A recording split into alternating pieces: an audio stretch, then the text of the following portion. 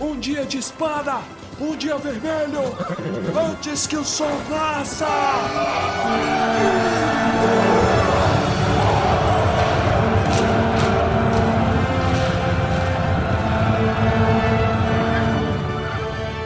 Almares, senhoritos e senhoritas, o meu nome não é Pedro, o meu nome é Torres, de novo. Meu nome é Baessa. Meu nome é Inês. O meu nome é Bilbo Bolseiro e finalmente ultrapassei o velho Tuque. Oh... Ganhou. É isso aí, galera. Estamos finalmente nos finalmentes, né? Chegamos ao último episódio da narrativa, não do livro, do Retorno do Rei, do Senhor dos Anéis, esse livro gigantesco que demoramos mais de 3 anos para terminar. Hoje contamos com a presença mais que ilustre, mais que maravilhosa de César e Inês do Tolkien Talk. Menino e menina, muito obrigado a vocês dois, tá? É um prazer muito grande ter vocês aqui novamente, né? Já tem um tempo que vocês não vêm. De nada, menino. É sempre um prazer estar aqui. A gente marcou isso. Você falou que vocês começaram a leitura do Senhor dos Anéis há 3 anos, mas você marcou comigo os Portos Cinzentos há 84 anos, pelo menos. Exatamente. Só para avisar o pessoal aqui que TT não é Tolkien Talk. Como nós dissemos na live que fizemos no início do ano, né? TT significa Tumbeiros Tumbintes. Quem viu sabe. Isso! É mesmo! Olha... É verdade. Demos um ciclo completo e agora estamos para falar sobre o último episódio. Hoje, vocês podem ter visto, o Pedro não está gravando com a gente. Por quê? Porque veja que coincidência, veja que plot twist. Descobrimos que o Pedro é o Sam e o Pedro está se casando, tal qual o Sam nesse episódio. Verdade. Então, deixa o homem se casar, a gente manda um abraço pro Pedro e mandaremos notícias. Peça notícias aí pro Pedro, a gente manda. Aliás, a gente sabe que o Sam aí foi o recordista de filhos, né? Então, se a gente computar mais ou menos o número de animais que tem na casa do casal aí, Pedro deve dar mais ou menos uns 14, 15, tá na conta. Verdade. Tudo previsto desde o início. Então, vamos para a discussão desse episódio, que vai ser muito bom, muito aguardado, né? É um capítulo curtinho e vamos finalizar com chave de ouro essa jornada. Capítulo 9. Os Portos Cinzentos.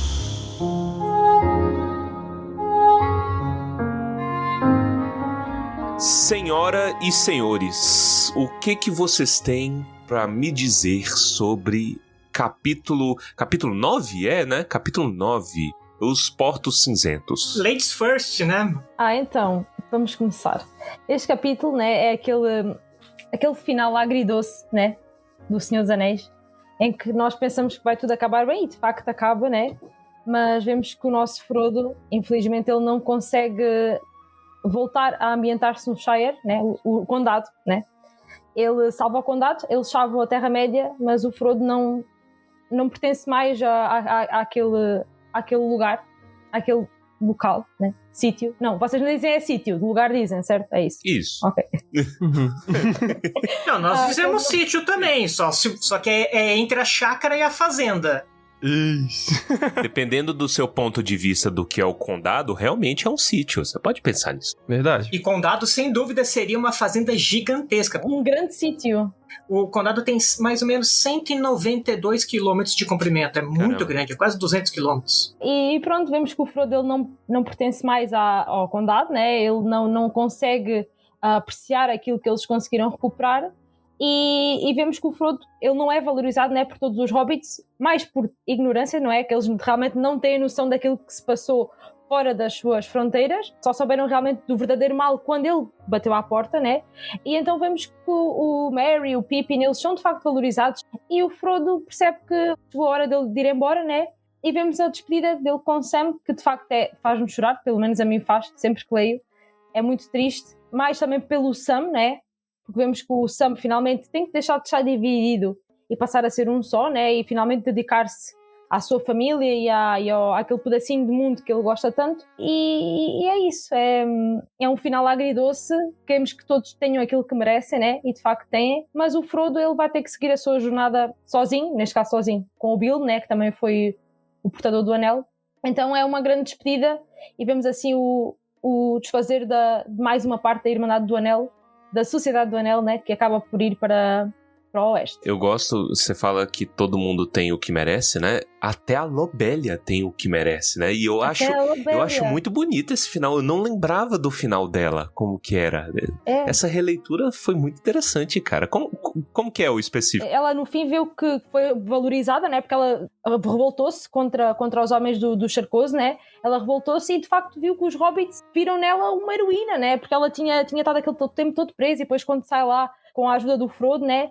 Mas ela de facto percebe que, ok, eu fui má a vida toda e isto não valeu de nada. Então, olha, Frodo, toma Bag End, toma bolsão, que eu, pronto, já fiz a minha parte. Toma tudo e ajuda a reconstruir o Shire, a reconstruir os buraquinhos hobbits, que é isso que é o melhor que tens a fazer. Eu super concordo que o lance da Lobelia é assim, é um plot twist que a gente tem nesse episódio, porque desde o Hobbit a gente sabe que os primos do Bilbo são meio complicados, assim, eles estão sempre ali roubando as colheres de prata, querendo pegar a bolsão e tal, e a Lobelia realmente ela tem a redenção dela, inclusive a própria série Os Anéis de Poder fez isso com a personagem Malva, porque durante todos os episódios a gente vai meio que pegando um masquinho da Malva e do nada ela tem a redenção dela, ela vira a chave. Então esse é mais um tema tolkieniano que a gente vê repetido nos Anéis de Poder, né? Eu gosto muito da Lobelia, em especial o fato dela continuar usando o guarda-chuvinha dela como bengala, coisa e tal. Eu acho que é uma personagem que eu consigo visualizar muito rápido. Isso reforça também algumas coisas dos hobbits que eu sempre gostei muito, que eles são uma sociedade onde todo mundo faz a mesma coisa, tipo, os homens cozinham, as mulheres podem ser as matriarcas do condado, então você tem as famílias sendo lideradas por homens ou por mulheres, tanto faz, quem faz os afazeres da casa são homens e mulheres, tanto faz, isso eu acho muito bacana, então eu adoro esse plot aí da Lobelia. A gente tem o foco no Frodo, e acho que é por isso que eu gosto tanto desse capítulo, porque eu lembro que a primeira vez que eu li, eu chorei horrores, assim, tipo, há 20 anos atrás, eu chorei muito porque me comovia de uma maneira brutal, porque o Frodo ele teve muitos sofrimentos ao longo da jornada, e quem assiste o filme não consegue ter essa percepção. Por mais que eu gosto muito do Frodo, gosto do Elijah Wood, eu acho que não tem nada a ver com o Elijah Wood, eu acho que tem a ver com a forma como o personagem foi construído, até porque ele é mais novo, né? Ele tem a metade da idade, quase na adaptação do Peter Jackson, mas no livro a gente identifica, por exemplo, todo aniversário de algum impacto que ele teve. Então, no topo do vento, ele teve a lâmina Morgul, depois ele teve a Laracna no pescoço, ele teve a destruição de um anel que ele também sente no dia que o anel foi destruído.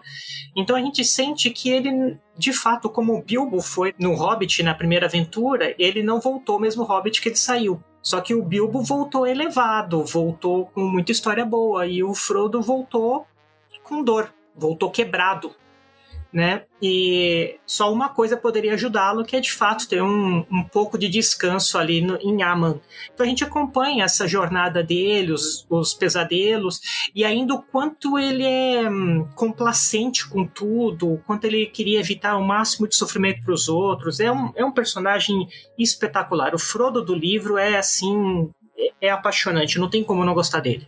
E reforçar uma coisa, isso aqui é um chamado de atenção para quem não escuta a nossa leitura de e-mails, porque na última leitura de e-mails a gente teve uma das melhores descobertas que um ouvinte mandou pra gente, que ele estava percebendo desde o capítulo passado, e se repete nesse. Eu achei interessante isso, que é o quê?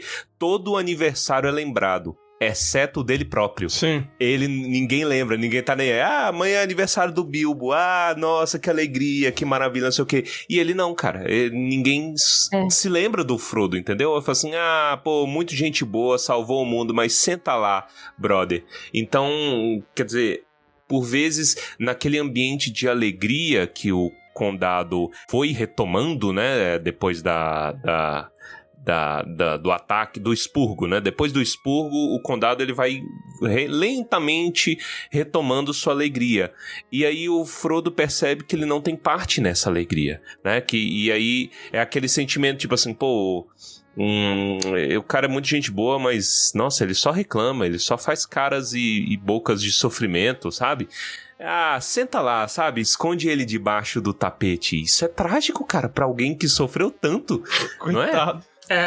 Mas isso é uma característica bem dos hobbits e bem do condado, que eles têm um pensamento provinciano, né? Ou seja, eles falam da fofoquinha de quem fez o quê ali. É bem cidade pequenininha e o Frodo é tão grande que ele não cabe no condado. Sim. O que ele fez não é pro condado, o que ele fez é para todo o mundo. Então o Frodo é tão grande que ele não consegue entrar nem na percepção provinciana das pessoas que estão no condado. E aí, soma o fato do Merry e do Pippin serem muito populistas, eu acho, também. E aí eles tomam toda a atenção pra eles. Até o Sam é um pouco apagado. O Sam também é grande. É porque a glória do Merry e do Pippin é palpável. É visível. É a armadura. A glória deles é o quê? É cavalo, é armadura brilhante, é espada bonita. É a própria estatura também. Então, tudo deles é físico. Cara, eu gosto muito. A gente discute essa questão da psique do Frodo, da moralidade do Frodo, já tem muito tempo aqui no podcast. E é interessante como isso se repete e é reforçado constantemente. Esse é um livro de 500 anos atrás e ele ainda tem um diálogo extremamente atual. Do que se trata? Por exemplo, o César estava falando sobre o Frodo do Elijah Wood, né? O Frodo do Elijah Wood é um Frodo de Hollywood, é a maneira como Hollywood tem de traduzir questões, né, o zeitgeist aí do nosso tempo, etc. Mas é maneira dramática que Hollywood tem de levar ao público, né, esse sentimento, que não é intrinsecamente bom ou ruim, tem coisas que são idiotas, tipo assim, o mandamento, né, do protagonista, cairás 25 vezes por filme, a qualquer tropeço você está no chão. O Frodo cai como um condenado, tudo quanto... Ai meu Deus, ele cai no chão, ele é mole, a perna bamba, porque é a maneira que hollywoodiana de mostrar que ele tá sofrendo, de que ele tá fraco, né, que ele, etc. Mas aquela luta interna é uma coisa muito difícil de mostrar na tela, e aí o filme não consegue, né?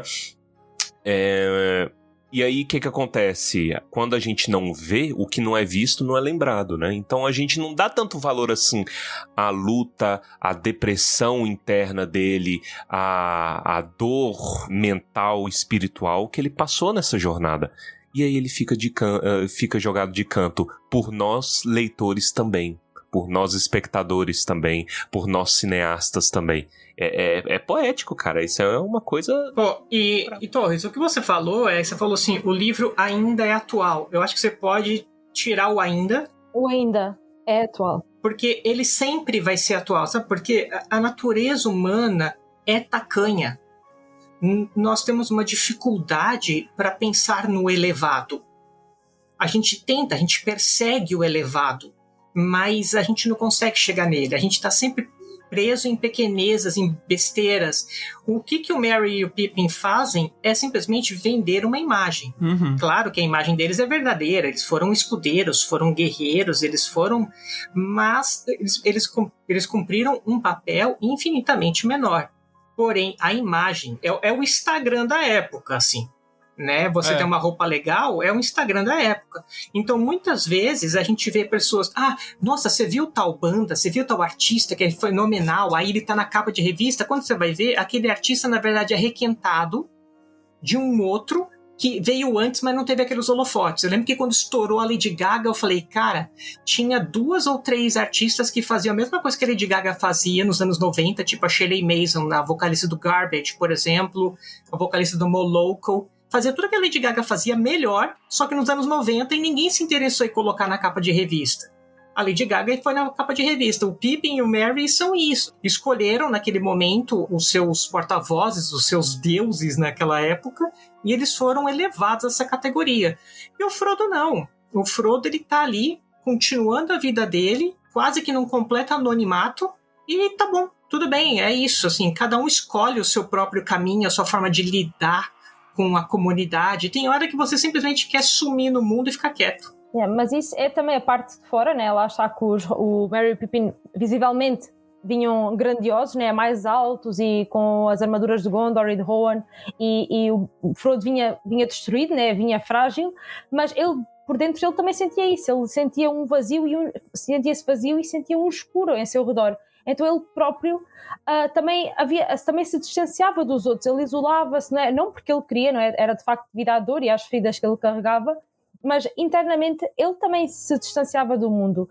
E isto, lá está, é aquilo que nós vemos na nossa sociedade. Se tu vires alguém que está doente visivelmente e fisicamente, tu vais dar mais valor a essa doença do que se tu vires alguém que por dentro está destruído e tu não sabes. Então, lá está, aplica-se a tudo nesta vida, que é aquilo que nós vemos, nós conseguimos ou não valorizar ou desvalorizar. É aquilo que não se vê, simplesmente é ignorado. E as pessoas podem nem fazê-lo por mal, é só porque não veem e não têm conhecimento. Até mesmo da própria, só para terminar, da própria missão. O que é que as pessoas sabem que o Frodo foi fazer? Foi andar até uma montanha e destruir um anel que nós nem sequer sabemos o que é. Mas o que é que o Merry e o Pippin fizeram? Eles lutaram nas batalhas. Eles estiveram lá na Batalha dos Campos de Pelennor. Então, o que é que eles sabem que o Frodo fez? Salvou-nos. Salvou-nos do quê mesmo? A própria Rosinha fala pro Sam que foi um ano desperdiçado. Ela não faz ideia do que eles verdade, fizeram. ela tem a pachorra de chegar no cara e falar assim, porra, tu perdeu um ano da sua vida, né? Podia estar casando comigo, o maior bem da sua vida sou eu. Já podíamos ter trigêmeos e tu foste embora. Já teria uns 4 filhos nesse ano. Nesse ano. E é justamente essa ignorância, né, literalmente ignorância e não burrice, de não saber o que se passa no mundo lá fora, que depois fez com que os hobbits minguassem, né? Ou seja, eles tinham elementos do grupo deles que viram o mundo, trouxeram novidades, e eles ainda assim permaneceram fechados, até que minguaram, né? Mas só para fechar o que a Inês falou, assim, sobre depressão e tudo mais, né? Mas é isso mesmo, assim, a obra do Tolkien, ela sempre vai ser atual porque ela é universal, ela fala de coisas que estão no âmago do humano, e isso nunca vai mudar. Eu gosto muito. Um tempo atrás eu tinha visto um pessoal na internet debatendo que não existe literatura universal, né? E é um debate, eu entendo.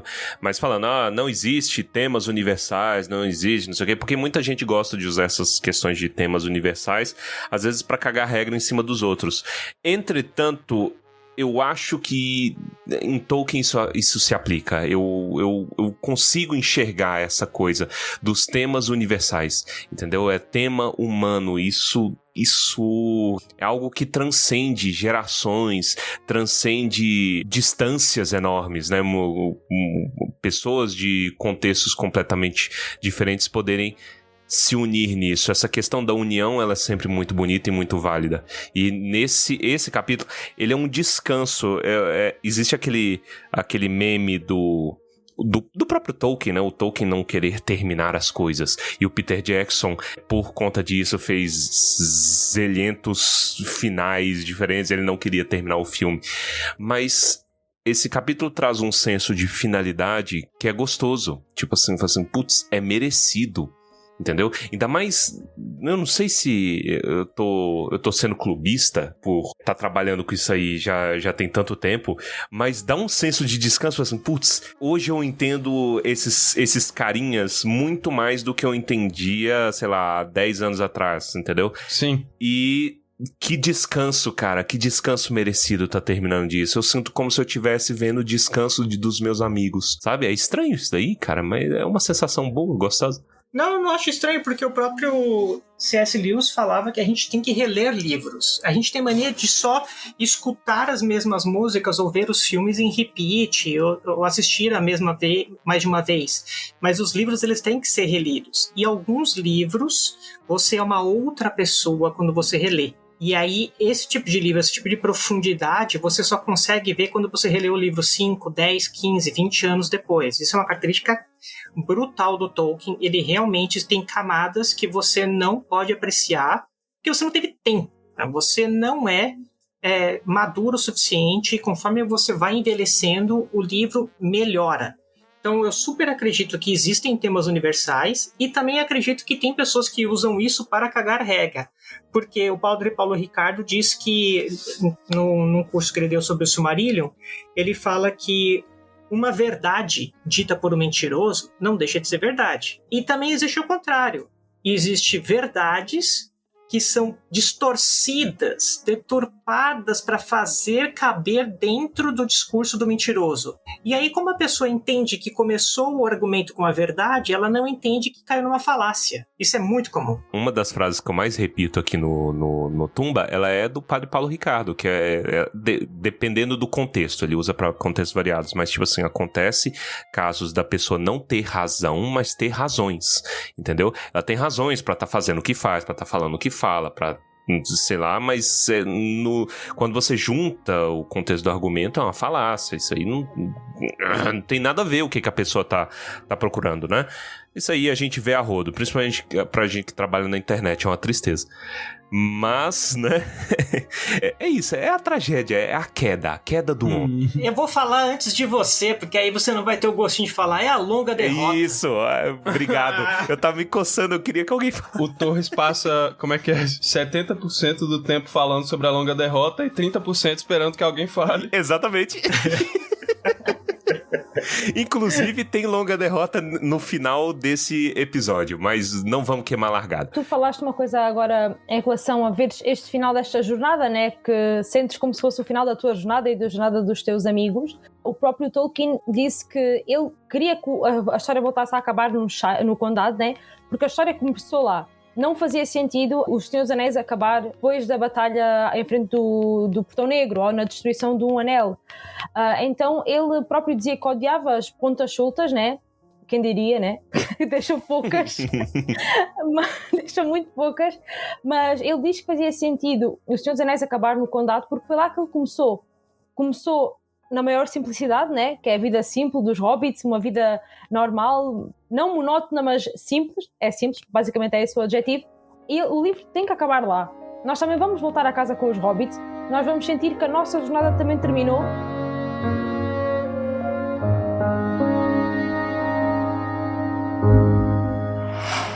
Do not say, do not weep, for not all tears are an evil.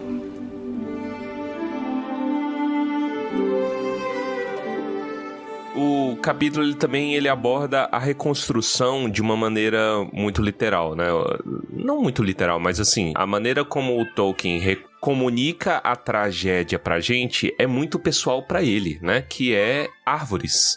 Então ele olha e fala assim, as árvores queimaram todas, cortaram tudo. E a maior tragédia é a árvore da festa, que a gente viu no comecinho, no tão sofrido capítulo, né? Que muita gente tem dificuldade de passar, da festa, os capítulos iniciais. Mas veja que we've come full circle, né? Agora, existe essa tragédia da árvore. E eu não lembrava de ser tão bonitinha essa questão das sementes, né? Na verdade, ele sai espalhando um monte de IP, né? Cima a baixo, pelo condado. Na verdade, não foram sementes, porque semente ele só tinha uma, né? Que era uma noz. Uma semente noz, né? Semente hífen noz, que ela é as duas coisas. E, inclusive, teve um capítulo da Nerdologia que eles estavam fazendo o Lembas. Aí falaram assim, não, para simular as sementes de Malorn, nós vamos usar... Deixei eu comentar, falei assim, olha, Malorn não tinha nozes, tá? É uma semente noz. E aí, já tinha um. O que o Sam fez foi pegar a terra de Lothlórien, que era uma terra consagrada, e ele colocava um pouquinho, porque o Frodo, o Sam levava muito a sério a sabedoria do Frodo. Então o Frodo falou pra ele, cada grão tem seu valor. E aí o Sam gastou um pouquinho de cada grão em um condado inteiro.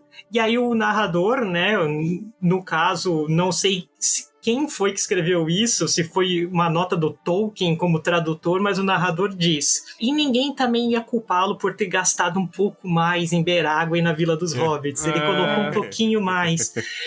E aí ele gastou tudo nas principais árvores que eram mais expressivas, que foram derrubadas. E aí, quando ele chegou no final, porque existe meio que uma tríplice fronteira no condado, que exceto a parte oeste não faz essa fronteira, mas a norte, a sul e a leste fazem. Ele foi naquela tríplice fronteira e pegou o restinho e jogou na pedra, né? E jogou pro alto, pra ter um pouquinho de casualidade no negócio, né? E aí a noz mesmo ele colocou no lugar da árvore da festa e era inverno, ou seja, não ia brotar, e ele ficou muito impaciente. E aí quando começou a primavera parecia que um ano tinha valido por 20, né? E tudo tinha crescido, tanto que o ano de 1420 é o ano da fartura, é o ano que tudo foi melhor. A colheita foi melhor, a cevada era melhor, a erva de fumo era melhor, as crianças eram mais bonitas, tudo ficou famoso, virou um ditado, né? Essa é uma verdadeira 1420. E aí a gente tinha o nascimento da Malorn, que era a única Malorn a oeste das Montanhas Nevoentas. Lembrando que Galadriel tinha recebido sementes de Malorn de Gil-galad, que por sua vez tinha recebido de Aldarion, e elas não floresceram em Lindon. Não quiseram florescer, e elas só floresceram em Lothlórien com o poder do Anel. Então, a semente que uma vez não quis germinar naquele lugar mudou de ideia. Eu falo desse fato que uma vez que a semente tinha recusado um solo e depois ela aceitou, na carta de apresentação de Amizade e o Senhor dos Anéis, o livro da Cristina Casagrande, eu faço um texto que fecha com isso. Porra, arrepiei todinho. E vê-se também aqui a bondade de Sam, né, e a simplicidade dele, que quando eles estão a decidir o que é que vão fazer com as sementes, né, onde é que, o pó, né, a poeira, a terra, onde é que as vão deitar, um dos hobbits diz, põe aí numa sementeira e ver o que é que dá. E ele assim, mas de certeza que Galadriel não iria querer que eu usasse isto só para mim. E depois é aí que o Frodo sugere, olha, tenta usar no máximo onde conseguires. E depois vê essa parte que, de certeza que ninguém ia levar a mal, que ele usasse um pouquinho mais ali em Berágua e na vila. E na Vila dos Hobbits, né? Ou seja, ele tentou ajudar o máximo que pôde, mas ele lá no fundo pensou, de certeza que a Galadriel também não se vai chatear se eu puser aqui mais um pozinho, né? Ela percebe. Eu acho que assim, ele fez sundae pra todo mundo, só que aí sobrou uma cereja, aí ele colocou 2 na dele, entendeu? E depois vou mandar o resto do pozinho, pronto, assim fica toda a gente contente, fiz a minha missão. E a gente falou no último capítulo que não tem nada disso no filme, né? Eu acho que eu entendo o Peter Jackson de não querer mostrar o condado destruído. E eu acho que não teria tempo de mostrar a reconstrução, então ele preferiu limar toda essa parte. Porque a imagem do condado destruído ia ficar ruim, eu acho. E aí, para termos de narrativa de cinema, né, eu acho que fica difícil teres um filme com 2 fins. Não joga. E lá está, é o que tu dizes, não iria dar tempo para tudo isso. Então eu percebo. É a inteligência do cara que sabe fazer um bom roteiro. Ele adaptou, porque quando o Sam olha no espelho de Galadriel... Exato. Aí ele vê isso. Ele tem um presságio. É um spoiler. E nesse presságio a gente vê o expurgo, e quando a gente volta faz todo sentido o condado estar ali intacto, porque mais ou menos foi isso. Como eles salvaram a Terra-média, deu tempo de salvar o condado, de ter aquela mão nefasta. Até porque o Sauron não chegou lá. Quem chegou foi o Saruman. Né? Então, assim... Tem isso. Uma outra coisa que eu lembrei agora também da caixinha que a Galadriel dá pro Sam é que tem uma letra G. E a letra G é de Galadriel. Mas aí ela fala no original pra ele que era G de Gardener, de jardineiro, né? E acho que Olha. E eu acho que na tradução em português ficou de grama. Grama. É tipo o Torres roubando o G do Gandalf. Exatamente. Pra usar pra ele. Exatamente.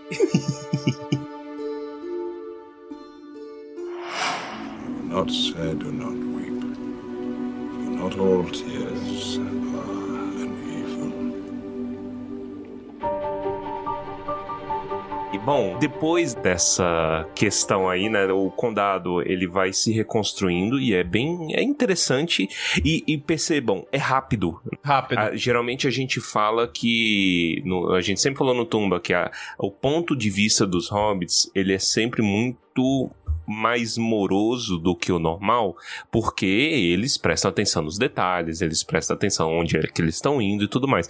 Mas quando se trata de coisa boa, volta para aquela filosofia do Bilbo lá do Hobbit, né? Não exatamente do Bilbo, mas é mais do narrador, né? Que o Tolkien narrador fala assim, desgraça, a gente escreve livros e livros e livros e coisa boa a gente fala rapidinho. Porque é isso, cara. Tipo assim, é trabalho braçal, né, de reconstruir o condado, mas é bom, é saudável e é por isso que demora muito pouco. Aí você fica puto, fazendo, caramba, mas o que mais há de se contar, né? Aí o capítulo ele vai abordando essas coisas, no caso com o casamento de Samwise Gamgee e Rosinha Vila, né? Interessante, né? Eu fiquei um pouco consternado, eu diria, com o fato de que o Sam casa e vai morar com Frodo. Achei um pouco inconveniente. Eu não lembrava disso. Eu falei assim, caramba, velho, mas tá com Frodo. E aí... A casa era muito grande, cara. A bolsão era gigante, então dava pra você fazer tudo que você queria e acho que não teria problema. Sem ninguém ouvir. Acho que se você tirar a cama perto da parede, não tem problema. É porque o Frodo é muito tiozão. É muito também, tiozão. Né? O Frodo até cita que, tipo assim, pra ele foi bom porque de todo o condado, ele era o mais bem cuidado. Então, quer dizer, Exato. O cara tava cuidando da esposa, das crianças que vieram e também do patrão. Então, pra ele é lucro, win-win. Exatamente. Todo mundo saiu ganhando como tem que ser, né? E no final das contas, o Frodo já tinha planejado que o Sam ia ficar lá pra sempre e ele ia embora, então... O Sam, no fim das contas, ganhou. Estava aqui a ver a parte da Rosinha, que há bocado falámos quando ela reclamou do Sam ter ido embora. Aqui na tradução está... Ela não gostou nem um pouco da minha viagem ao estrangeiro. Foi fazer um gap year, um intercâmbio. Um ano sabático. Vou sair aí pra pensar na vida, viver da minha arte. Foi fazer uma Eurotrip. Fazer um mochilão na Europa. Eu vou silêncio sem documento, eu levo só minha frigideira, cuido de alguns jardins e vou vivendo assim, silêncio sem documento. Teve duas coisas que passaram aqui que eu esqueci de comentar. O primeiro é, conforme você falava, Torres, que existe esse... evoca o que o narrador fala sobre o tempo que o Bilbo ficou no Hobbit, né? Que ele fica embalfendo e fala sobre os tempos bons, não há muito o que se dizer, né? Porque eles passam rápido e nada acontece. Quando você começou a falar disso, sobre a velocidade desse capítulo, eu fiquei igual aquele meme do Tropa de Elite, que orgulho, aspira, satisfação. Eu olhando só, por exemplo, caramba, estamos em boas mãos, quando você fez o comentário. Pois é, voltamos tudo, né? Porque o Tolkien, ele fazia isso mesmo, né? Em alguns níveis ele fazia um autoplágio, que a gente vê, e é delicioso ver os autoplágios dele, mas também são os temas em processo cíclico, mostrando que tudo volta, tudo é muito semelhante, né? E a gente só tem que entender isso, porque você aprende a viver quando você entende que são ciclos. E o outro é que, de fato, o que mais chamou a atenção na destruição do condado foram as árvores, porque árvore é tempo. E tempo não tem preço. Então, como que você vai fazer uma árvore que tinha 100, 200, 300 anos? Você não faz, né? Então, só com um pouco de mágica, no caso, ali ajudou, né? Mas ainda assim é uma máquina, né? Você está forçando um processo. E isso me lembra passagens da biografia. Tem uma parte da biografia do Tolkien que fala que ele via quando ele estava deitado, ou eu acho que quando ele estava deitado numa das casas, ele via um carvalho, se eu não me engano, e aí derrubaram ele. E aí o Tolkien ficou possesso e ele escreve pro filho dele falando assim, o grande pecado dele é simplesmente existir. sabe? Porque a tecnologia, porque o mundo não gosta de coisas grandes e que existem. Então, isso é um eco claro da vida real. E veja, tem um pouco de máquina, sim, porque é aquele segredinho, né? É uma brincadeira, uma coisa não, entre aspas, gigante, de ouro, de Malor, né? Tem um pouquinho de não naturalidade, é uma coisa élfica, né? Uma mágica que ele fez. Entretanto, você vê que ela só dá certo quando a Terra-média, a natureza, abraça isso e aceita isso. Então veja, isso é uma coisa que os elfos lá atrás queriam fazer, mas não deu certo. Tentaram plantar, mas não deu certo. Por quê? Porque é vaidade, é eles tentando puxar ali um pouquinho de Valinor, porque, gente, a gente tem que fazer isso aqui, isso é mais bonito. Isso é vaidade dos caras. Enquanto que no momento em que o Sam, de coração puro, chega e fala assim, olha, eu quero reconstruir. Entendeu? Eu quero isso aqui pra reconstruir. Eu não quero a glória, não sei o quê. Não, mas eu quero a beleza natural do mundo. Aí a Terra abraça essa semente. Então existe esse quê de naturalidade, mesmo no meio do segredinho, mesmo no meio da magia e da máquina também. E é assim que a coisa começa a funcionar. Not sad, do not weep. For not all tears are an evil.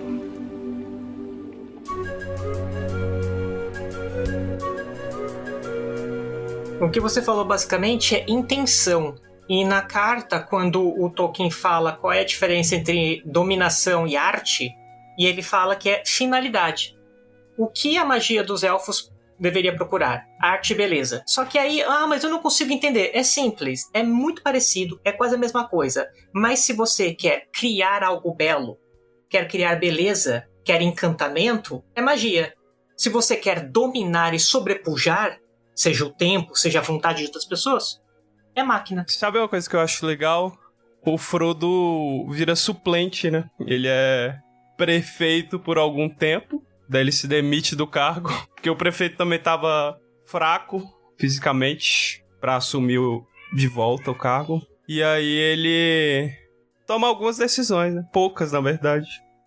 Isso mostra quanto eles entendiam que o Frodo era um cara estudado, era um cara erudito, né? Falou assim, olha, não tem ninguém melhor do que o Frodo para tocar isso daqui. Então ele vai lá, em tempos de crise, o que ele fez? Ele fez um trabalho de contenção. Ele fez o feijão com arroz, manteve a organização, e aí sim, quando precisava de sangue novo para pensar em renovar e coisa e tal, chamaram outra pessoa. Quer dizer, o Will ainda ficou mais 7 anos, e aí sim a gente tem a renovação, Isso. né? A renovação que o condado precisava. Exatamente. Nossa, ia ficar bonito num jingle isso aí, hein? Samuel Renovações.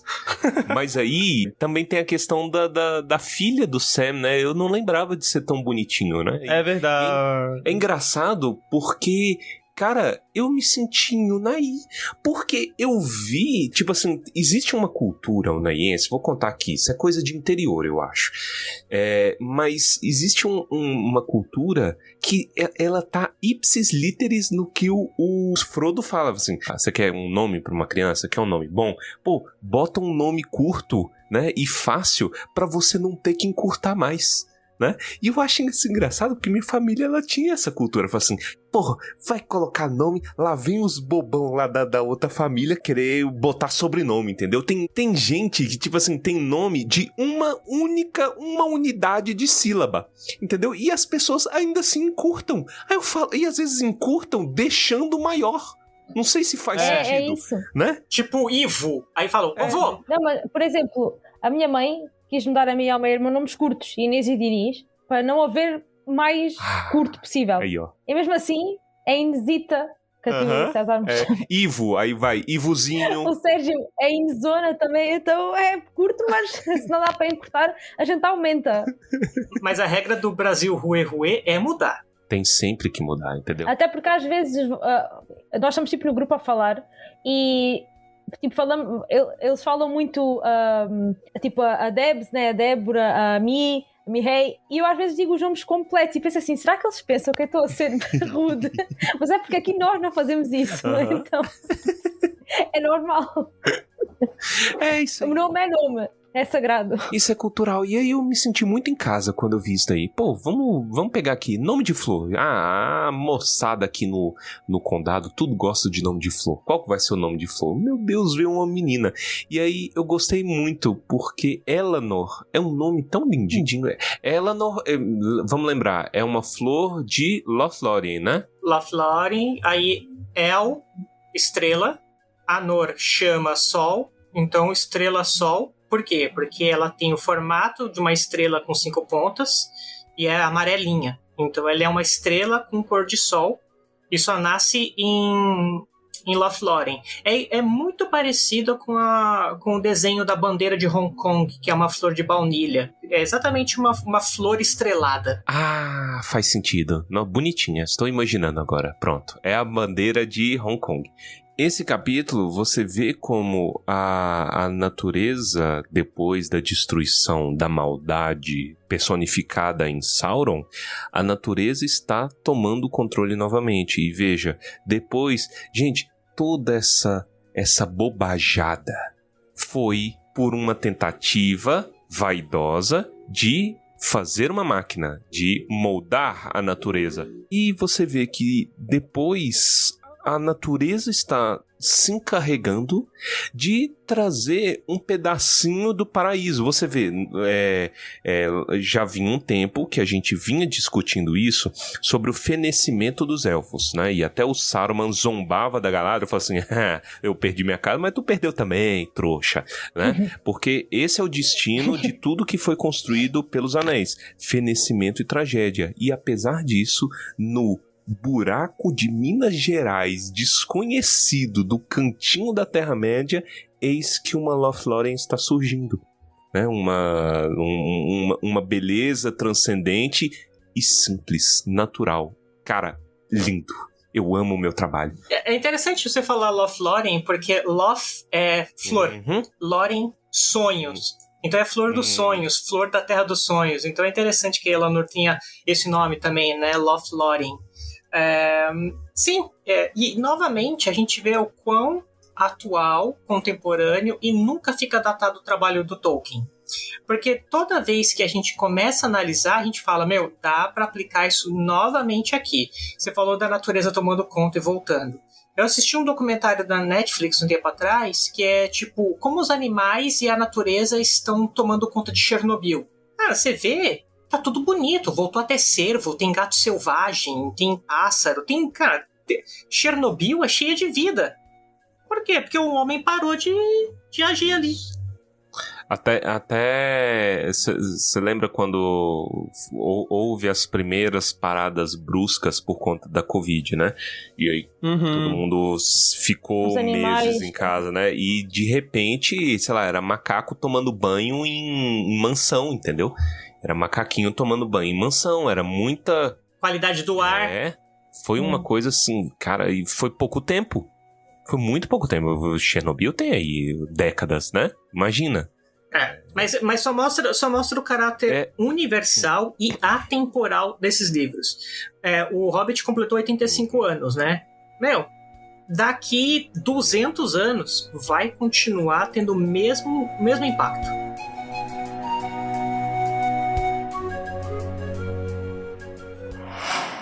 Not sad, do not weep.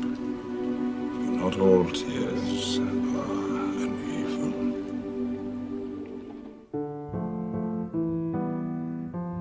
Começamos o final, né? E aí a gente vai vendo, abordando o capítulo, a gente começa a ver sobre a metalinguagem, né, desse livro, porque é o Frodo escrevendo o próprio livro.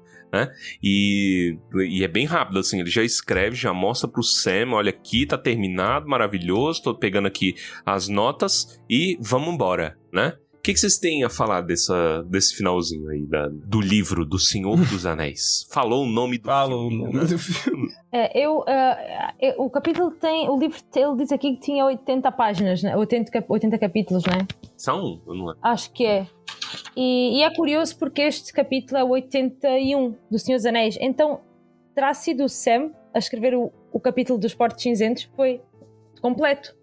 Ou seja, o Frodo deixou ao meio do Expurgo do Condado e deu ao Sam a vez para finalizar O Senhor dos Anéis, o que eu acho que até se justifica a simplicidade que nós temos neste capítulo final, da parte da renovação do Shire, né, que era aquilo que estávamos a falar, as coisas rápidas, as coisas boas passam rápido, mas também pode mostrar um bocadinho do facto de ter sido o Sam a escrevê-lo, né? Tudo muito simples, ele só quer mostrar aquilo que ficou bonito, até na parte, quando ele fala aqui naquele detalhe do nome da rua, na colina, que eles tiram muitos nomes para a rua, mas no fim, pronto, olha, a Rua Nova, pronto, é a lá Hobbit.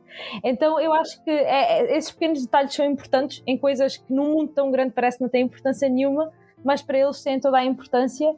E eu acho incrível para mim esta questão da escrita dentro do livro, de ser um livro escrito que nos chegou até nós porque o Tolkien o traduziu, né, e que originalmente foram os Hobbits que o escreveram. Eu acho que é algo que me toca imenso, eu gosto bastante e até, pronto, irei abordar isso também na minha tese de mestrado. Então é algo que eu imagino eles a escreverem isto e como é que eles contaram a história e o que é que eles teriam alterado ao escrever a história, né? Porque sempre que nós contamos alguma narrativa, alteramos sempre qualquer coisa, acrescentamos sempre alguma coisa ou enfatizamos alguma coisa. Então eu acho que a simplicidade deste capítulo e o facto de ele ser tão curto revela o facto de ter sido o Sam a terminar o livro. Eu acho que é de facto muito, muito bonito e é tocante. Mas no fim, depois, aqui mais para a frente, né, quando temos ali a parte onde os elfos aparecem, o Sam de facto percebe o peso e o impacto que aqueles elfos que estão a ir agora embora da Terra-média tiveram durante toda esta terceira era. E venho eu corroborar com você, tanto é o Sam escrevendo que o foco do capítulo é em quem? No Frodo. No Frodo, porque o Sam dá valor ao Frodo, entendeu? Tipo assim, é verdade. Ele que fala, e ele foca no Frodo e ele é direto ao ponto. Então por isso que vai ser pequenininho, porque o Sam não tem meias palavras. E eu acho engraçado porque é o Frodo falando um pouco, sendo um pouco de Tolkien também, do tipo, eu tenho dificuldade em escrever final.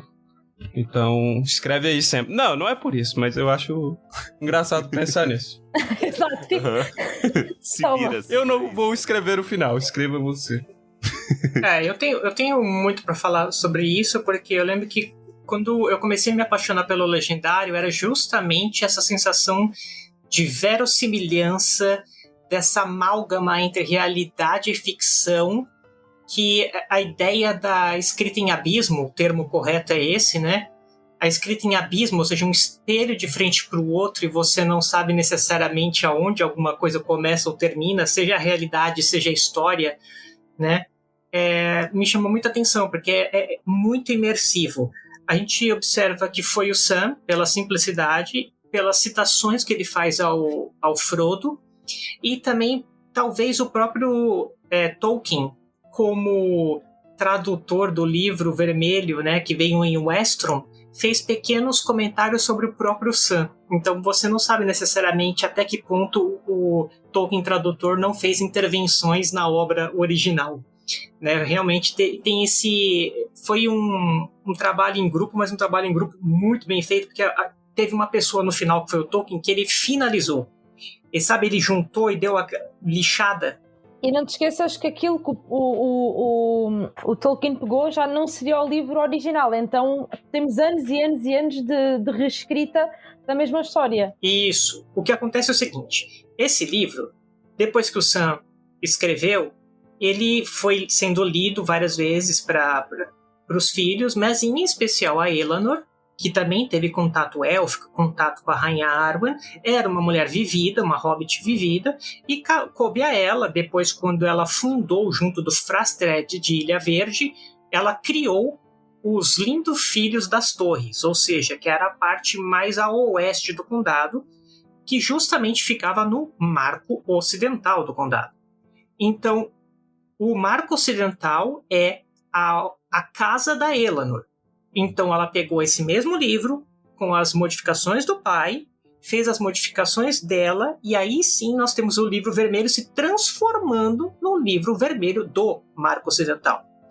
Uma cópia dessa foi feita a pedido do rei Elessar. Pippin levou essa cópia junto com Merry para Rohan, e depois em Gondor, o próprio Pippin fez alguns comentários ainda, em especial a parte de escrita que nós temos nos apêndices. Nesses apêndices também nós temos o neto de Faramir e Elwyn, o Barahir. Ele faz toda a descrição do conto de Aragorn e Arwen, que estão nos apêndices. E aí o livro vermelho do Marco Ocidental, então, se transforma em o livro dos Perianaf, o livro dos pequenos. E é justamente o livro dos Perianaf que o Tolkien achou, traduziu e se transformou pra gente em O Senhor dos Anéis. Olha, que contexto bacana. Isso aí, essencialmente, é 99% apêndices, né? Apêndice. E é muito curioso também, porque o Tolkien ele tinha a intenção de escrever um epílogo para o livro, né? Depois de encerrar O Senhor dos Anéis, que seria o Sam a contar as histórias aos filhos, que depois também tinham recebido aquela carta do rei Elessar a convidá-los para irem passar um tempo ao lago, como é que dizem aí? Nenúnia, ao lago Nenúnia. Vesperturvo, né? Isso, Vesperturvo. E então nós tínhamos essa parte no que seria o final do Senhor dos Anéis, ele a contar a Elanor a importância que foi a luta dele, né? A luta dos hobbits na Guerra do Anel, e depois também faz pensar assim, será que o Sam não quis incluir isso porque achou que não seria interessante acrescentar isso à história do Senhor dos Anéis, né? Ele a pensar assim, porque é que isto seria, o que é que as pessoas algum dia iriam querer ler eu a contar aos meus filhos as histórias, então vou retirar. E é muito interessante que esse suposto epílogo, tu que já fizeste as resenhas, as análises dos filmes todos, é daquele filme, é o Sueco, aquela série. É aquele sueco horroroso de 93. Exato, há uma adaptação, é minissérie, não é? Eu acho que é minissérie. Exato, que começa com o Sam a contar aos filhos, assim, parecem, sei lá, uns ogros numa cabana velha, é péssimo, mas o Senhor dos Anéis começa com o Sam a contar aos filhos a história da Guerra do Anel, que era supostamente como Tolkien teve a ideia de acabar o livro do Senhor dos Anéis, que era com esse epílogo. Mas aconselho a verem a minissérie para ficarem e não conseguirem dormir. Ou não assistam. E esperem a história da Terra-média, vai estar acho que no volume 11, se eu não me engano. É no Sauron Defeated, né? Então... Bom, é do 9 pra frente. É no final da história da Terra-média, tem todos os escritos, e uma das coisas interessantes que a gente descobre quando o Sam tá contando pra Elanor, né? Porque depois a Elanor completa, né? No livro vermelho. Uma das coisas que o Sam conta pra ela é que o Scadofax, o cavalo, foi com Gandalf no navio. Mas tem nesse final aqui, ele aparece com um cavalo. Mas você não sabe se o cavalo foi? Um cavalo cinzento, eu acho que ele menciona, né? Tem um cavalo cinzento. Isso, porque Scadofax quer dizer sombra brilhante, sombra prateada. Junto de um grande cavalo branco. Então a gente sabe, o cavalo estava lá, mas ele foi? Ou ele ficou? Entendi. Como é que funciona, né? Eles jogam, tipo, vai abrindo a cortininha e começa... Eu falei assim, ok, aqui é só para humanos, hobbits, e vai embora. E joga o Scadofax na água e ele tem que nadar de volta pra Terra-média. E eu ainda acho que o Scadofax tem ali um resquício de sangue do Nahar, o cavalo do Orome. A gente descobre isso na história da Terra-média, nos últimos livros. Falando em cavalo, o pônei do Frodo, ele passa a se chamar Passo Largo, né? Molecagem, né? Molecagem. E isso é outra coisa que em cultura de Minas não pode. Não dê nome a animais, nome, de preferência nome de pessoas, mas se você puder evitar completamente colocar nome de parentes próximos... Verdade. A etiqueta... Mas quem é que dá nome de animais? Quem é que dá nomes de animais às pessoas? De pessoas animais? Aqui? Todo mundo. Muito. Tipo, as pessoas chamam tipo Francisco. E é o que... Francisco, sei lá, Emanuel, Lara. Tem um desenho, Show da Luna. Ela tem um furão que chama Cláudio. Eu adoro.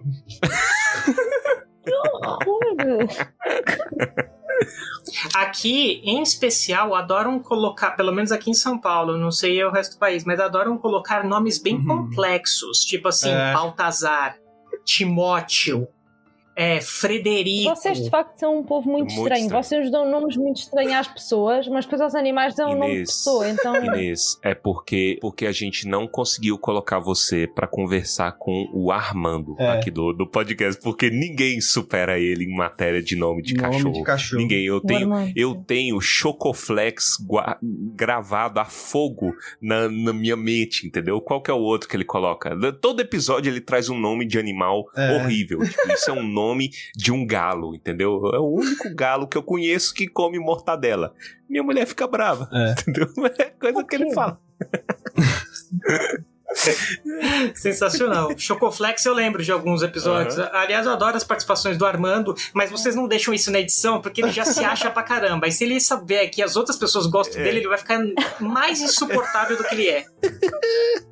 Aliás, ele é capaz de fechar o ciclo. Ele vai ficar tão insuportável que ele se torna suportável. E aí ele abre um podcast próprio, finalmente, depois de 3 anos. Turminha do Thorin. Depois de 3 anos enrolando as pessoas.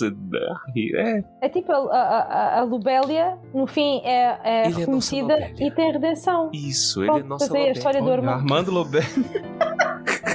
Perdão, Armando. I'm sorry.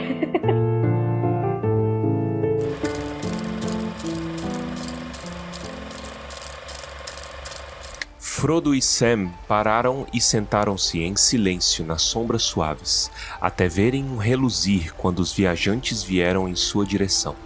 Ali estava Gildor e uma bela gente élfica, e ali, para a maravilha de Sam, cavalgavam Elrond e Galadriel. Elrond trajava um manto cinzento e tinha uma estrela na testa, e em sua mão estava uma harpa de prata, e em seu dedo um anel de ouro com uma grande pedra azul, Vilha, o mais poderoso dos 3.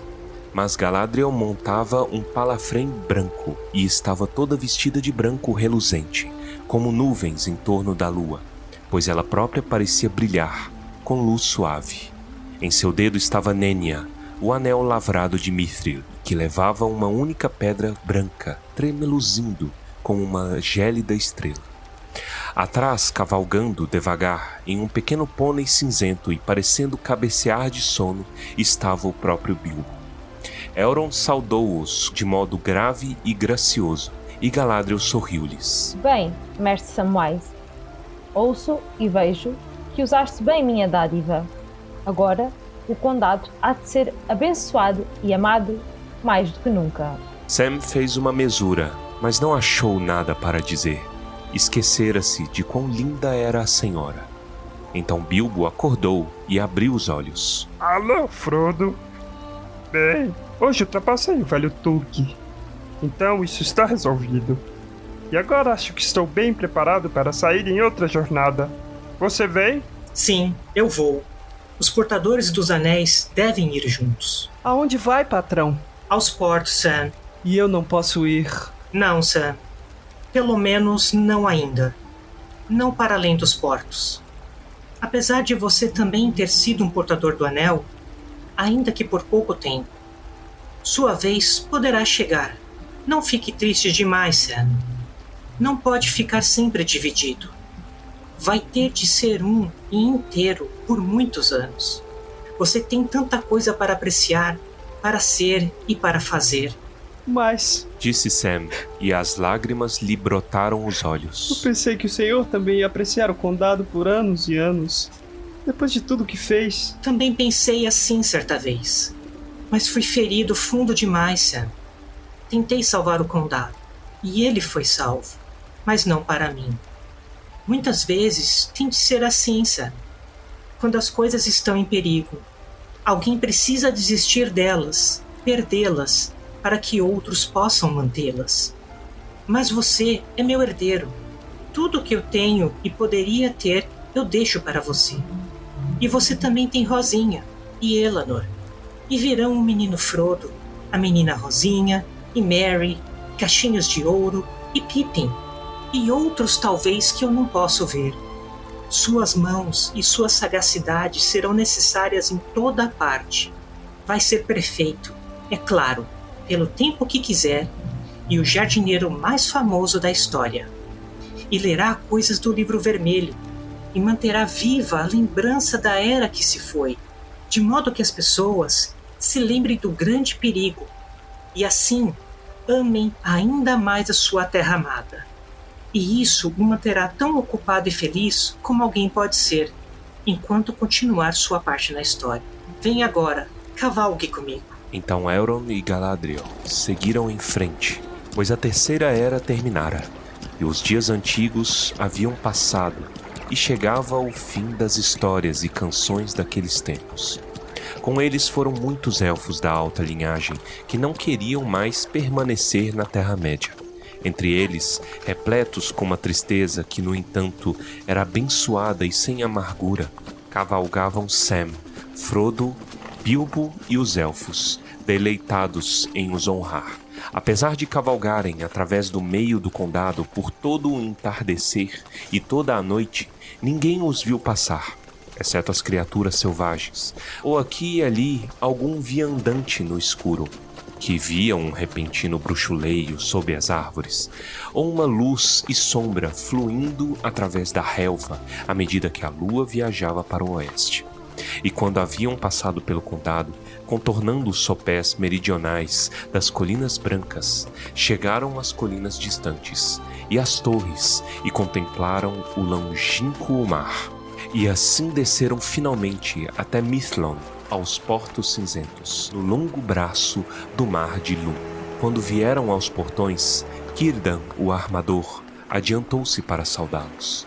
Era muito alto, e sua barba era longa, e era encanecido e velho, exceto pelos olhos, aguçados como estrelas.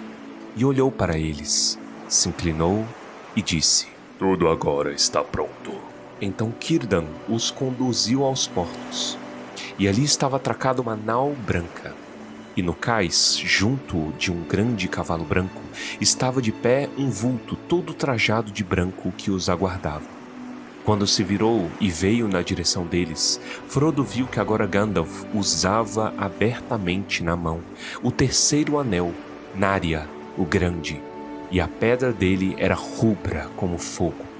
Então os que iam partir se alegraram, pois souberam que Gandalf também embarcaria com eles. Mas agora Sam tinha o coração pesaroso, e pareceu-lhe que, se a despedida seria amarga, ainda mais aflitiva seria a longa estrada solitária para casa. Mas enquanto estavam postados ali, e os elfos estavam indo a bordo, e tudo estava sendo preparado para partir, vieram cavalgando Merry e Pippin em grande pressa. E em meio às lágrimas, Pippin ria. Você tentou nos escapulir antes e fracassou, Frodo. Desta vez quase conseguiu, mas fracassou de novo. Mas não foi Sam quem o traiu desta vez, mas o próprio Gandalf. Sim, pois será melhor que retornem 3 juntos que um sozinho.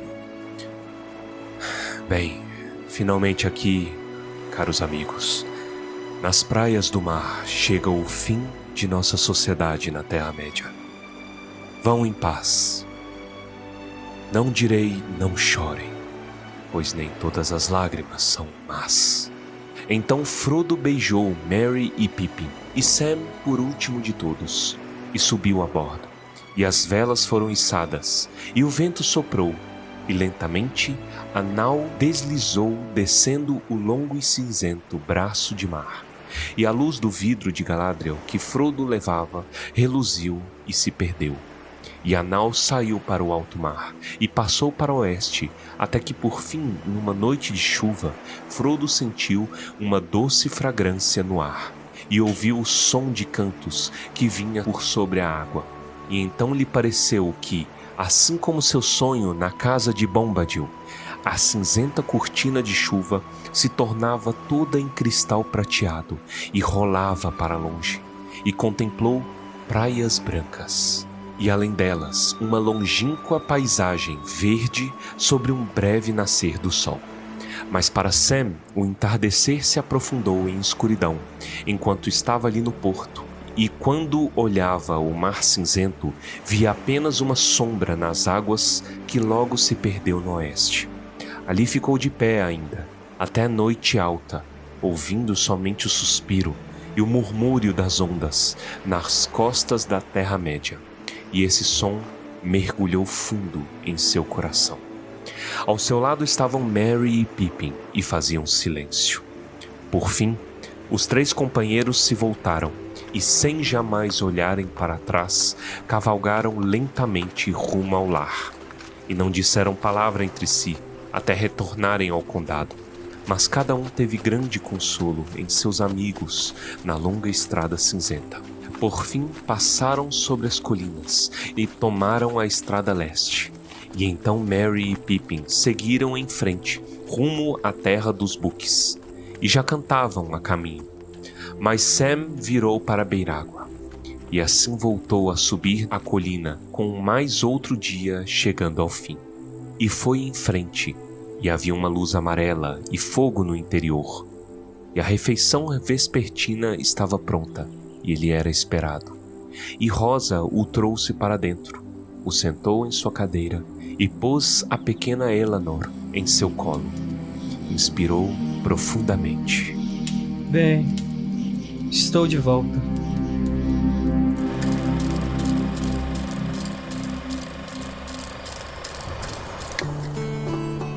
Pois é, gente, passamos essa dramatização maravilhosa pela última vez e eu queria fazer um xiste aqui com vocês, porque nesse último bloco... Mas peraí, Torres, você vai ter que me explicar o que é xiste, cara. Eu nunca escutei essa palavra na minha vida. Brincadeirinha, vamos fazer essa brincadeirinha aí, tá? Vamos lá.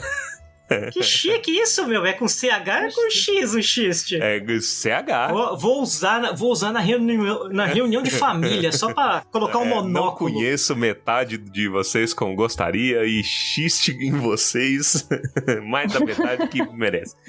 Pois é, gente, depois dessa discussão longa, 3 longos anos a gente discutindo, eu quero retomar uma discussão do prólogo, né? Eu queria atacar o Pedro, mas eu e Baessa aqui, a gente vai carregar este legado, que é o quê?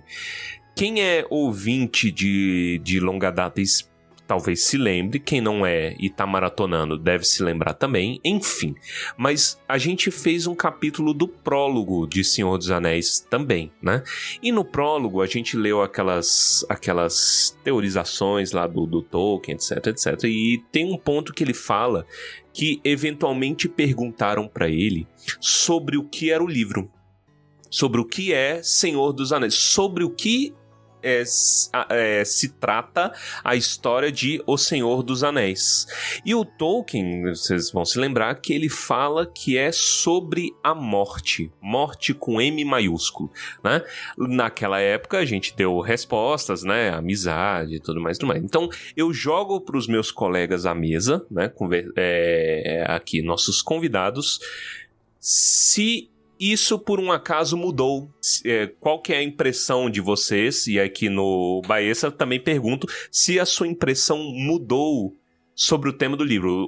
É óbvio, o Tolkien falou que era sobre a morte, ele sendo um espectador privilegiado da própria obra. Ele não queria selar isso, né? Até porque isso é ele alienar o leitor. Ele não gostava disso. Enfim, eu pergunto para os meus colegas, depois dessa história toda, sobre o que é O Senhor dos Anéis, Tolkien tinha razão? Não, mas esta é uma questão pela qual eu não me tinha debruçado ainda. De facto, que a obra do Tolkien vai muito mais além disso, mas podemos pensar que sim, O Senhor dos Anéis continua a ser uma obra sobre morte e mortalidade, porque é aquilo que nós encontramos no fim do Senhor dos Anéis, mesmo tanto a Terra-média está bem agora, não é? Temos os hobbits novamente a viver tranquilamente no condado, temos os homens agora a governar a Terra-média, e de facto são os homens, os mortais, que passam a dominar a Terra-média. E nós temos a queda, não vou dizer aqui a morte, não é? Das coisas que os elfos deixaram na Terra-média. O anel foi derrotado, e com a destruição do anel, o poder dos 3 anéis élficos também se perdeu. Lórien, Rivendell, eventualmente Lindon e os Portos Cinzentos, né, vão ficar desertos ou com poucos elfos. Então nós também vemos a queda e vemos que aquilo que um dia foi imortal agora passou a fazer parte do mundo mortal. tipo, perdemos essa beleza que havia na Terra-média. Exceto, lá está o condado, mas que o condado vai se fechar entre si, não é? O Aragorn proíbe dos homens lá entrarem, então o condado vai também acabar por diminuir e vamos deixar de ficar sem hobbits.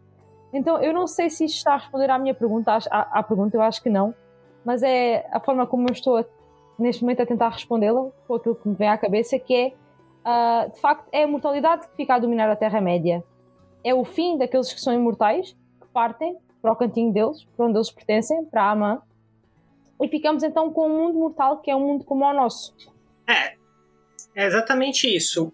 O que a gente tem agora é o começo da Quarta Era, que a gente tem, de fato, como sendo a Era dos Homens, a Era dos Sucessores. Os elfos deixam toda a sua magia para trás e a gente tem vários elementos disso. Tanto que quando o barco já está em alto mar, a luz do frasco de Galadriel dá uma última piscada, demonstrando que foi o último resquício que a gente tinha de magia, alta magia ali. E ele finalmente se apaga, né? Então ele estava aceso ainda 2 anos depois da queda de Barad-dûr. Mas aí ele se encerra.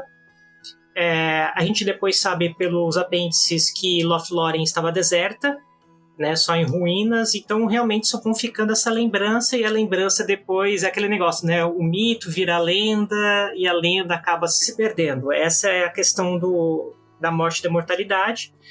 Tem alguns ecos aí também cristãos, né, porque a gente sabe que tudo que era do Velho Testamento era muito forte, a gente tinha muitos anjos vindo na Terra, Deus falava muito com o homem e tal, e no Novo Testamento a gente já não tem mais isso.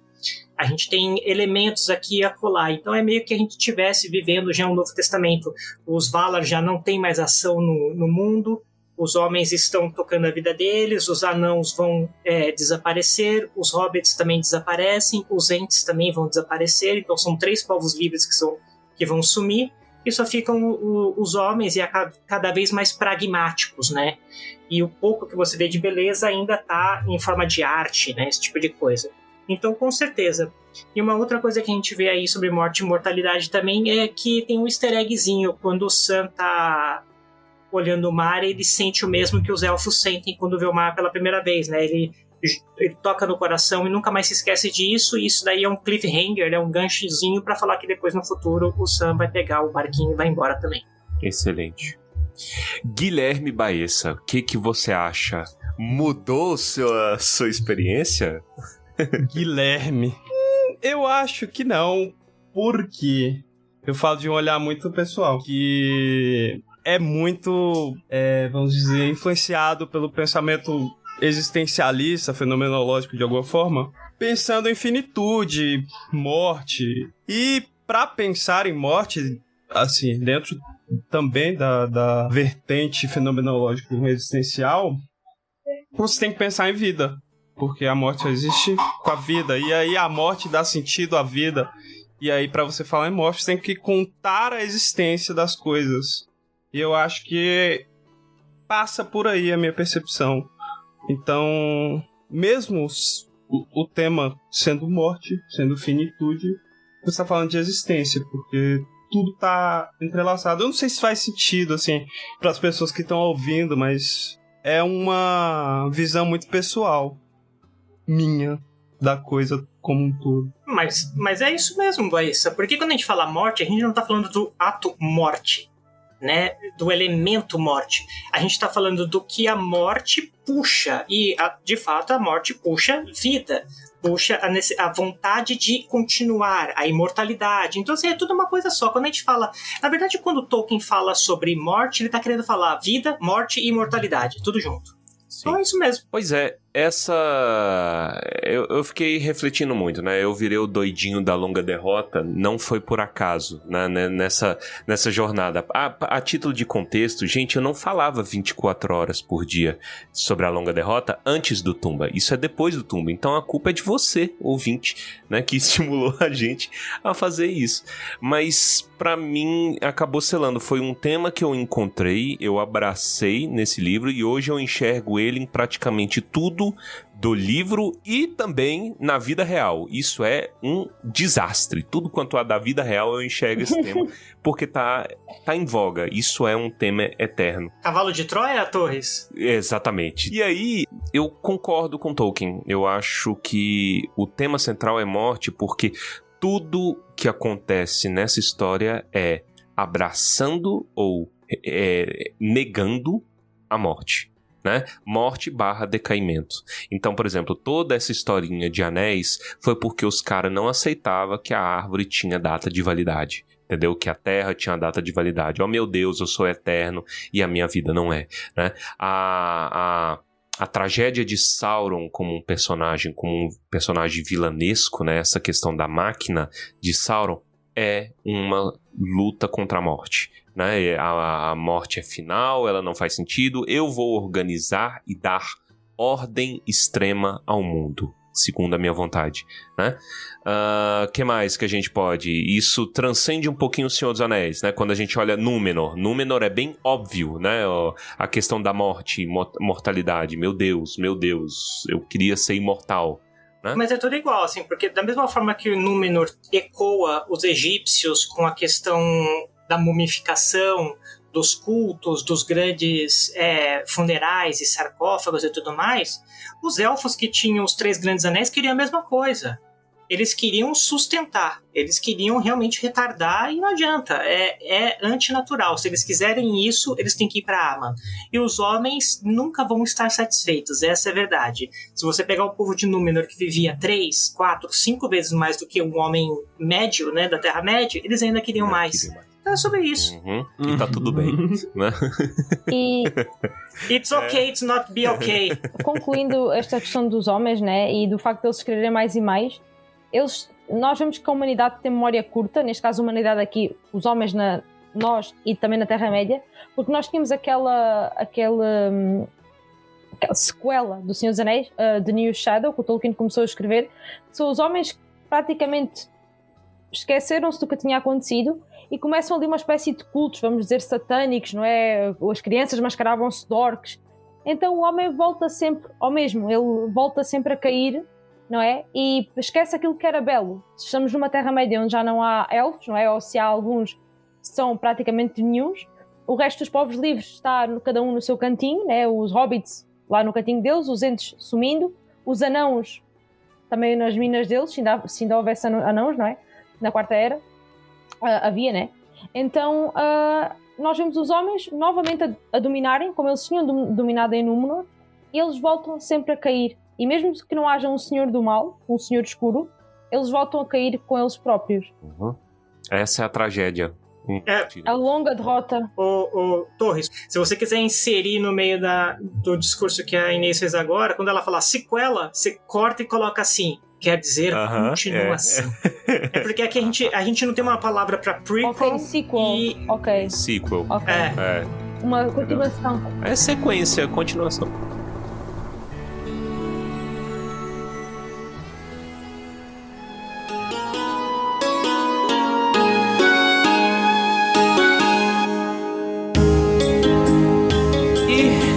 Isso, finalizamos o último capítulo de Retorno do Rei, narrativamente falando, né? Esses termos assim, isso é uma tormenta, mas finalmente terminamos o Senhor dos Anéis. Agora é Anéis de Poder, né? 10 páginas aí de Anéis de Poder, quando muito, né? E o resto é data. Vamos trabalhar com muitas datas aí pra frente nos apêndices do Senhor dos Anéis.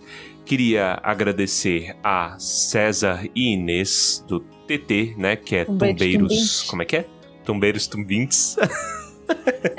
O pessoal não está a ver, mas o César, sempre que o Torres faz-me falar, o César aponta para mim. Então, vai, Inês. Solta-te. Não, mas agradecer. Seu momento.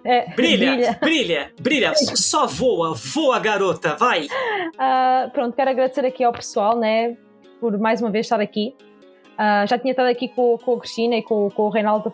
Foi há um ano, mais ou menos, quando saiu Natureza, o Nature of Middle-earth. Vocês também já tinham estado no TT, não é? Então é sempre uma honra estarmos aqui todos juntos nesta grande equipa que é os Tumbeiros Tumbintes. E quero só aqui citar uma frase que nós dissemos na live, que é o Bessa disse, lembram-se daquela imagem do Bugs Bunny do Pernalonga. Eu luto, como é que era? Agora eu estava a tentar lembrar, mas não estava a conseguir. Eu luto pela sociedade, não pelo indivíduo. Eu luto pela classe, não pelo indivíduo. Eu luto pela classe, não luto pelo indivíduo, é verdade. Essa frase é que virou meme. Eu estava para dizer essa frase do início do episódio, mas não estava a lembrar. Eu luto pela classe, não pelo indivíduo. É isso, tudo nosso. Vamos inicializar mais uma vez. Vou tatuar. Mas pronto, obrigada por estar aqui, é sempre uma honra.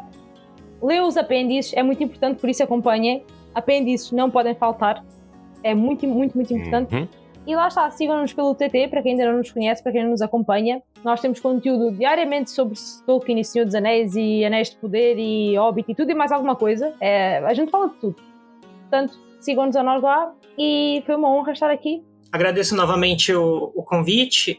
A gente tinha falado há muito tempo atrás que se eu fosse falar de algum capítulo que mais me interessaria era os Portos Cinzentos, porque de fato ele me comove de uma maneira brutal.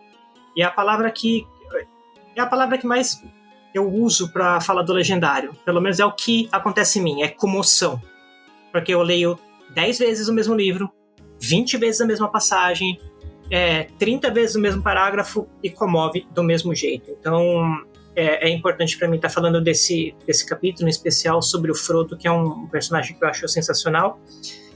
Quero parabenizar vocês também. Eu acompanho a trajetória de vocês e vejo como vocês estão amadurecendo cada vez mais como criadores de conteúdo, mantendo a raiz de vocês, ou seja, o bom humor, a amizade, mas sempre melhorando, aprofundando mais. Vocês estão trazendo o repertório, estão usando a bagagem, e isso está sendo agregado à raiz de vocês. Então, parabéns, continuem assim. É assim que a banda toca. Troque suas folhas, mantenha suas raízes. É isso. Muito obrigado, gente. De coração, muito obrigado a Guilherme, meu colega, né, meu irmão aqui de jornada. Muito obrigado a Pedro Henrique, que está distante, mas sempre no nosso coração. E também muito obrigado a você, ouvinte, que nos acompanhou por esta empreitada homérica, essa odisseia podcastal que foi O Senhor dos Anéis, né? Então, tamo junto. Ainda vão vir os apêndices, é claro.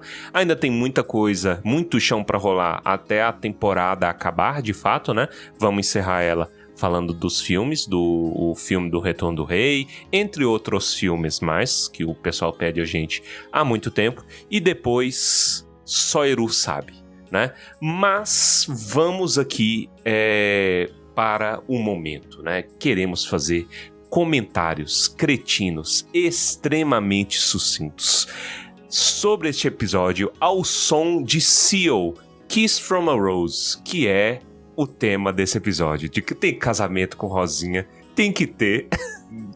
Me dou o trabalho de começar falando que, que conveniência, né? O cara grava 3 anos com a gente e sai pra casar quando a gente vai falar do casamento dele. Este é um ataque a Pedro Henrique Cretino. Um forte abraço pro Pedro neste programa. Este é o meu comentário. Inês, qual que é o seu comentário? Também posso fazer um comentário a alguém? Pode, claro, aqui é cheio de indireta direto. Mas a minha direta é para o Frodo, que o Frodo vai embora e nem avisa aos amiguinhos, meu. Ele fez isso 2 vezes. Ele ia embora. 2 vezes. O Frodo é cretino, coitado, estava lesado, como o César diz. Mas o Frodo vai embora e nem avisa aos amigos. É Merry verdade. Pippin. Como assim? 2 vezes eles já estavam calejados. Aí você, oi, desgrama. De novo, não. Meu, é o péssimo. Tipo, tu vais embora para sempre. Fiquem aí famosos, essa gente famosa agora que não liga aqui aos aleijados. Não merecem. Mas sabe quem teve o pior tratamento de todos os hobbits? Quem? Fat Bolger. Foi deixado pra trás, abandonado. Ficou magrinho. E quando tiram ele da cadeia, ainda falou, tá vendo? Se você tivesse vindo com a gente, fosse melhor. Nossa, trouxa. Ele é muito aquele Beatle que ficou na Holanda, né, velho? Mas olha, sabe o que é ainda mais cretino da parte do Frodo? É se ele tivesse chamado Merry e o Pippin o Sam não tinha que enfrentar aquela viagem solitária, né? Que dá Verdade. pena. É Nós verdade. vemos que o Sam está triste por ir embora sozinho. É verdade. verdade. Mas vai lá que o Gandalf é quem manda naquilo tudo e ele chamou os E o hobbits. Tato, Já viram? e o Tato, né, veio do Gandalf de todas as pessoas, que é a pessoa mais insensível. Ele tá ali, ele tá rindo da cara de todo mundo. Exato. Eu não tô nem aí, gente, o meu tempo acabou, não sei o quê. E ele foi a pessoa sensível a chamar as companhias de volta, né, pro Sam. Exato. E o Frodo assim, pede só 15 dias à Rosinha, já voltas. É. Depois orienta-te, sabes o caminho de volta, portanto Orienta-te. está tudo bem. Muito bom.